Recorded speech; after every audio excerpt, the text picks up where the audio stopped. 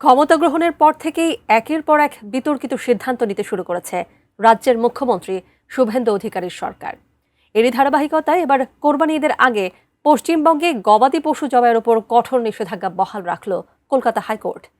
এই রায়ের ফলে রাজ্যে কার্যত বন্ধ হতে চলেছে ইসলাম ধর্মাবলম্বীদের গরু মহিষ কোরবানি।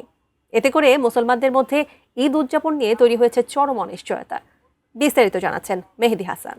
ওদের ফ্রি গরু দিতে পারতো তো, তাহলে তো আমরা সবাই সম্মেলন করে আমরা তো গরু চালাতো। ওদের কুরবানিটা ওদের করতে দাও, আমরা বাঁচি।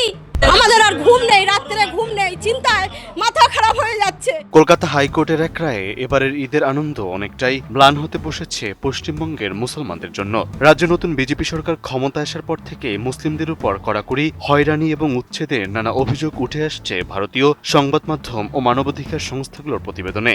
আর সেই পরিস্থিতির মধ্যেই এবার ঈদের আগে গরু ও মহিষ জবাইয়ের উপর নতুন করে কঠোর বিধিনিষেধ আরোপ করা হয়েছে। ফলে ঈদকে ঘিরে এখন অনিশ্চয়তা এবং উদ্বেগ বাড়ছে পশ্চিমবঙ্গের মুসলিম পরিবারগুলোর মাঝে।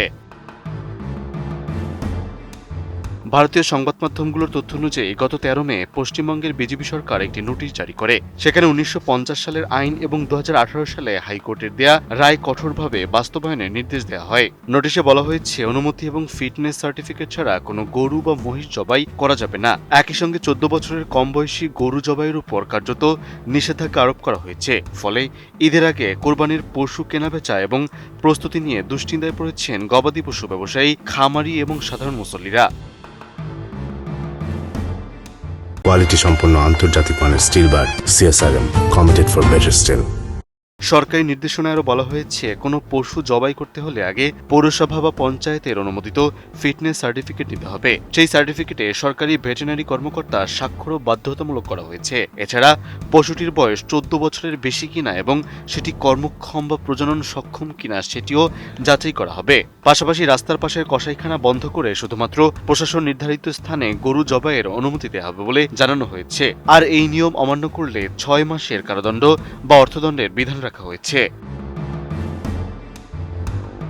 তবে রাজ্য সরকারের এই নির্দেশনার বিরুদ্ধে কলকাতা হাইকোর্টে আবেদন করা হলেও ২২ মে প্রধান বিচারপতি সুজয় পাল এবং বিচারপতি পার্থসারথী সেনের বেঞ্চ সেই আবেদন খারিজ করে দেন। রায় দিতে গিয়ে আদালত বলেন, গরু জবাই কোরবানির বাধ্যতামূলক অংশ নয় এবং অন্য পশু দিয়েও কোরবানি দেওয়া সম্ভব। আদালতের এই পর্যবেক্ষণের পর থেকেই পশ্চিমবঙ্গে গরু ও মহিষ কোরবানি কার্যত আরও কঠিন হয়ে পড়েছে বলে মনে করছেন সংশ্লিষ্টরা। এদিকে মে মাসে অনুষ্ঠিত বিধানসভা নির্বাচনে জয়ী হয়ে প্রথমবারের মতো পশ্চিমবঙ্গে সরকার গঠন করে বিজেপি। এরপর থেকে রাজ্যের বিভিন্ন এলাকায় মুসলিমদের উপর হয়রানি, উচ্ছেদ এবং সহিংসতার অভিযোগ বাড়ছে বলে ভারতীয় একাধিক সংবাদ মাধ্যম ও মানবাধিকার সংস্থার প্রতিবেদনে উঠে এসেছে। নির্বাচন পরবর্তী হামলা, মুসলিম অধ্যুষিত এলাকায় উচ্ছেদ অভিযান, শিয়ালদহ এলাকায় হকার উচ্ছেদ এবং মাদ্রাসা শিক্ষার উপর কড়াকড়ির মতো একের পর এক পদক্ষেপ নিয়ে আগেই উদ্বেগ তৈরি হয়েছিল সংখ্যালঘুদের মধ্যে। আর সেই পরিস্থিতির মধ্যেই ঈদের আগে গরু মহিষ জবাইয়ের নতুন এই কড়াকড়ি পশ্চিমবঙ্গের মুসলিম সমাজে আরো গভীর উৎকণ্ঠা তৈরি করেছে। Mehedi Hasan, ATN news.